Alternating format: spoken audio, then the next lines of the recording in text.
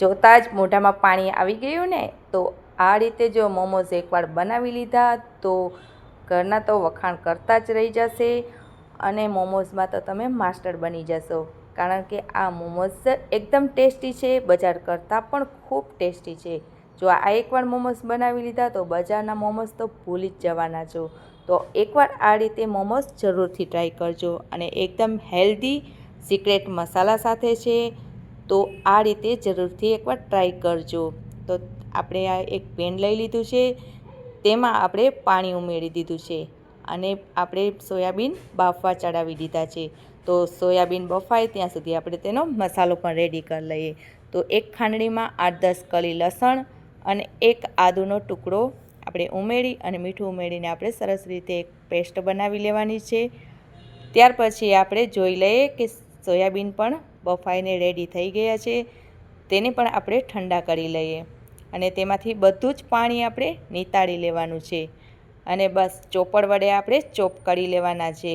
જો તમે મિક્સરમાં કરવાના હોય તો પણ કરી શકો છો, તેમાં પણ એકદમ ક્રશ થઈ જાય છે. અને આ ચોપરથી સરસ રીતે આપણે એકદમ સોયાબીન ક્રશ કરી લીધા છે, જોઈ શકો છો. આ રીતનું આપણે ક્રશ કરીને રેડી કરી લેવાનું છે. ત્યાર પછી આપણે કોબી અને ગાજર તે પણ લઈ લીધા છે, એકદમ છીણેલા. કોબીજમાંથી આપણે મીઠું ઉમેરીને તેમાંથી પાણી બધું નિતાળી લીધું છે. એક પેનમાં આપણે તેલ મૂકીશું. ત્યાર પછી આદુ લસણની આપણે પેસ્ટ ઉમેરવાની છે. આદુ લસણની પેસ્ટ સંતરાય ત્યાર પછી આપણે ગાજર અને કોબીજ સમારેલા છે તેને પણ ઉમેરી દઈશું. તેને પણ સરસ રીતે આપણે સાંતળી લેવાના છે અને ત્યાર પછી આપણે તેમાં મરચાંની ભૂકી 1 ચમચી અને મીઠું સ્વાદ અનુસાર આપણે ઉમેરી દઈશું.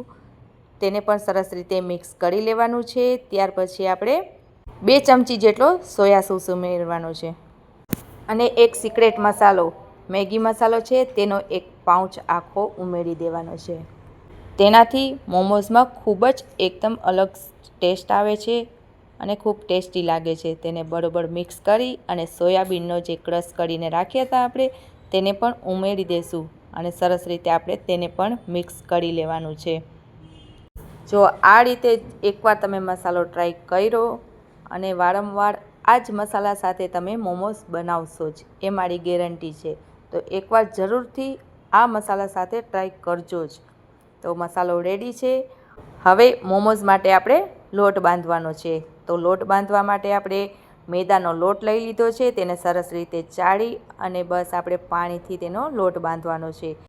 લોટ બાંધવામાં આપણે બીજું કંઈ જ ઉમેર્યું નથી, બસ પાણીથી જ મોમોઝનો લોટ બાંધ્યો છે. તો લોટ મસળાઈને રેડી થઈ ગયો છે. બસ એમાં 1 ચમચી જેટલું માથેથી તેલ ઉમેરીશું અને ફરતે આપણે તેલ લગાવી લઈશું અને માથે ઢાંકણ ઢાંકીને 10 મિનિટ સુધી રહેવા દઈશું. તો બસ આપણો લોટ એકદમ સોફ્ટ રેડી થઈ ગયો છે. તેને બસ મસળવો હોય તો મસળવાનું, નકર એકદમ સોફ્ટ રેડી થઈ જ જાય છે.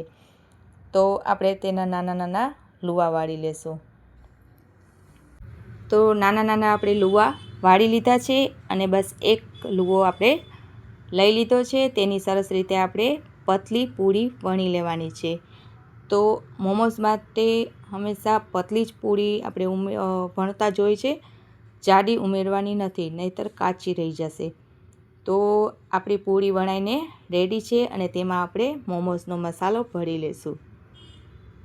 ને જો આ રીતે તમે મોમોઝ ન બનાવતા હોય ને તમે તમારી રીતે પણ કોઈ પણ શેપ દઈ શકો છો, તમને જેવા ફાવે એવા. મને તો આ રીતે વધારે ફાવે છે તો હું આ રીતે મોમોઝ વધારે વાળું છું.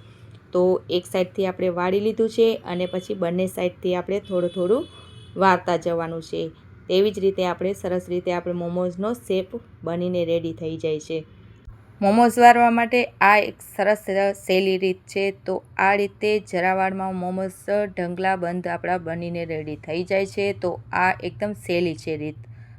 તમે મારા ચેનલ ઉપર જો નવા હોવ તો મારા ચેનલને સબસ્ક્રાઈબ કરી લેજો અને આ વિડીયો તમને પસંદ પડે તો લાઈક તો જરૂર કરતા જજો અને આ વિડીયો તમારા મિત્રો સાથે જરૂરથી શેર કરજો, જેથી કરીને તે પણ આ સિક્રેટ મસાલા સાથે મોમોસની રેસીપી ટ્રાય કરે. તો આપણા આ મોમોસ બનીને સરસ વળાઈને રેડી થઈ ગયા છે. તો આપણે બીજા પણ મોમોસ આ જ રીતે વાળીને તૈયાર કરી લેશું.